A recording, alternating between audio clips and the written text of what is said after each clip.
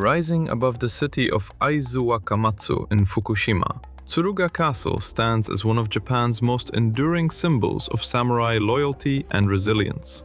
With its gleaming white walls and distinctive red-tiled roof, it has watched over the Aizu region for more than 6 centuries. The story begins in the late 14th century, when the warlord Ashina Naomori built the first fortification on the site. Over the following centuries, control of Tsuruga Castle shifted between some of Japan's most powerful clans, each one expanding and strengthening its defenses. Its towering keep, layered stone walls, and wide moats turns the castle into a formidable stronghold at the northern edge of Japan's feudal heartland. Tsuruga Castle is best remembered for its dramatic role in the Boshin War of the 1860s.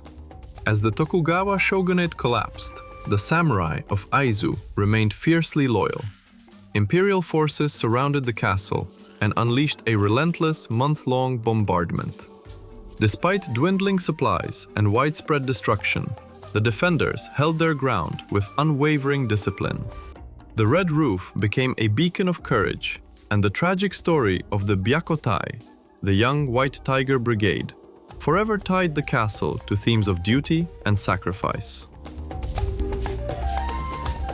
After the war, the Meiji government ordered the demolition of the original castle, erasing a centuries-old symbol of resistance. Yet the memory of Tsuruga Castle endured. In the 1960s, a full reconstruction revived the keep using traditional architectural techniques.